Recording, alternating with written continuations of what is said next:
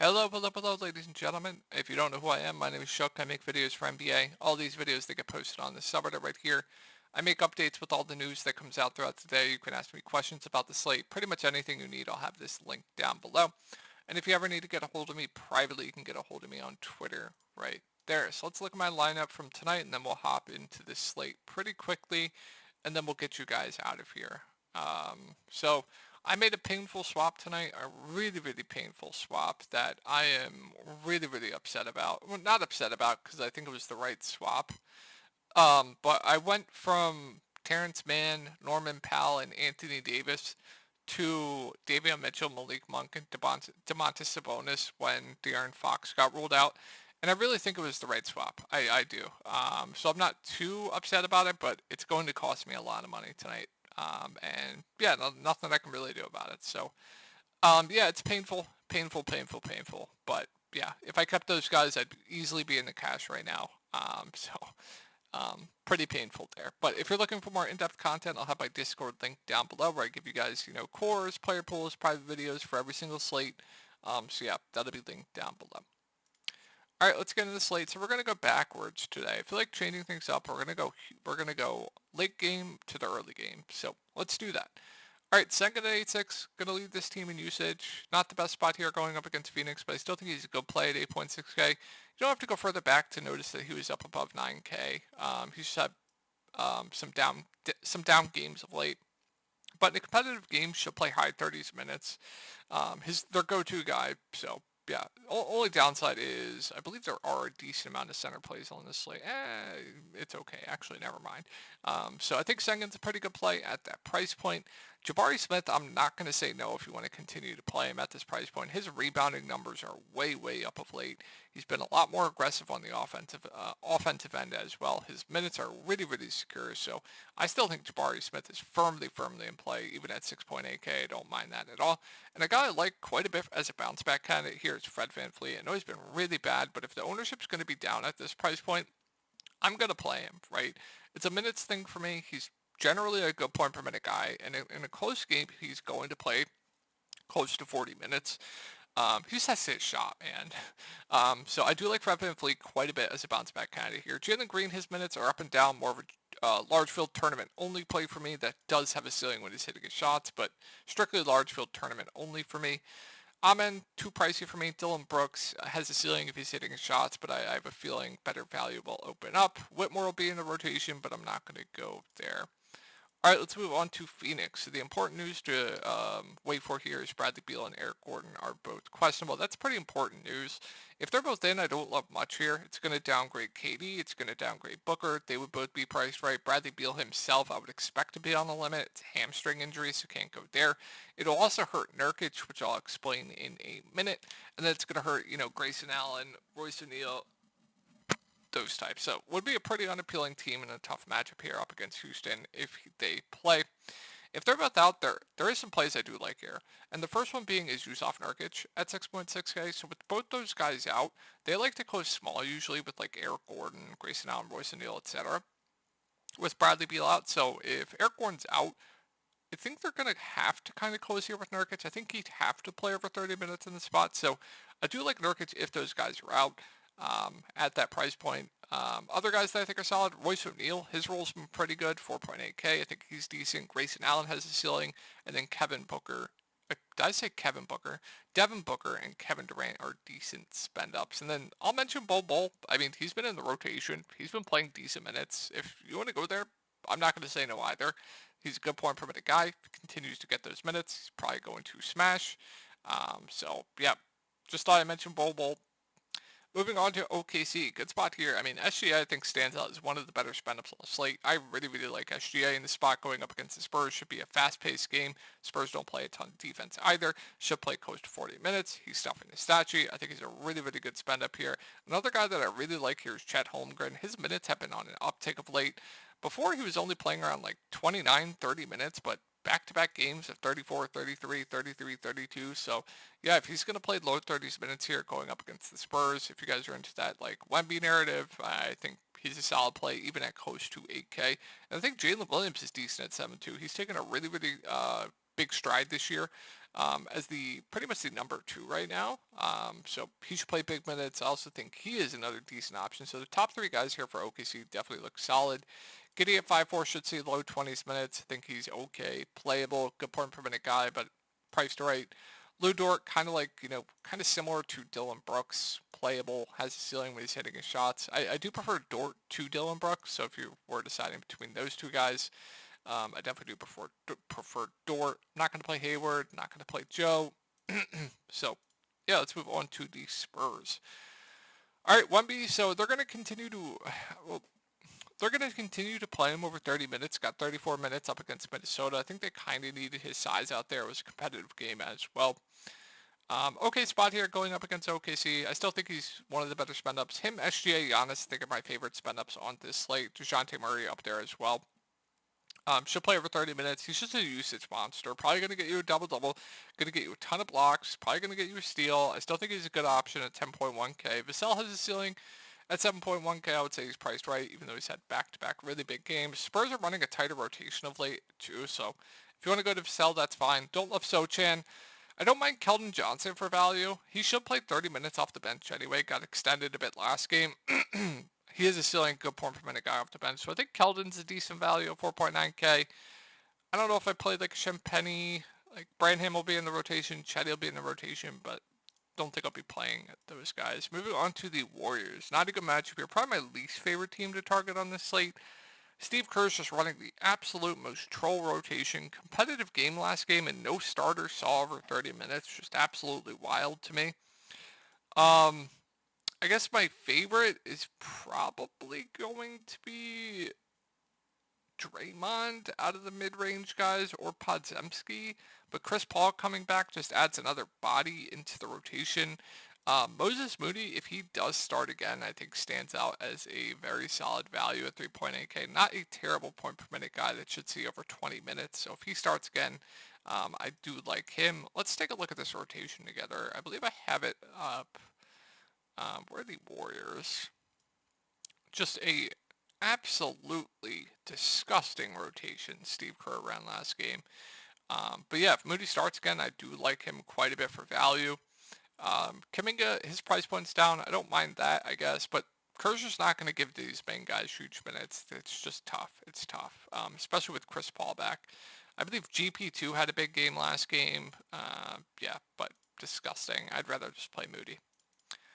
All right, moving on to the Knicks. So the big news here is Jalen Brunson. If he's in, I really like Jalen Brunson at 9.6K. That is just going to hurt everyone else. We also do have Isaiah Hartenstein back, so that's going to hurt Preston Achiuwa. Josh Hart's very safe, but I would say he's priced right.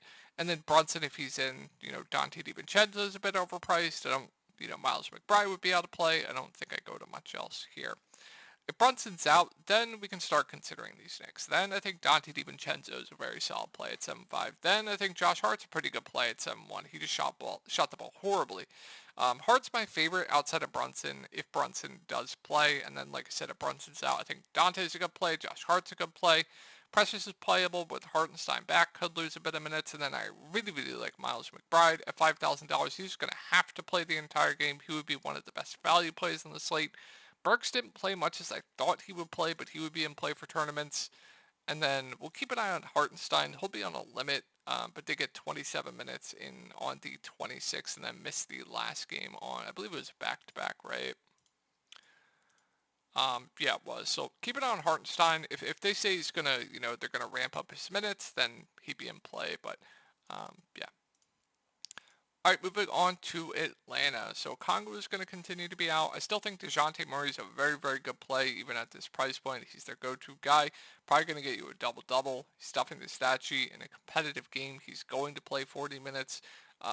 We just have, if you guys remember Spurs DeJounte, he was like a 10K plus player, if I recall correctly. So still really good play, even at 9.4K.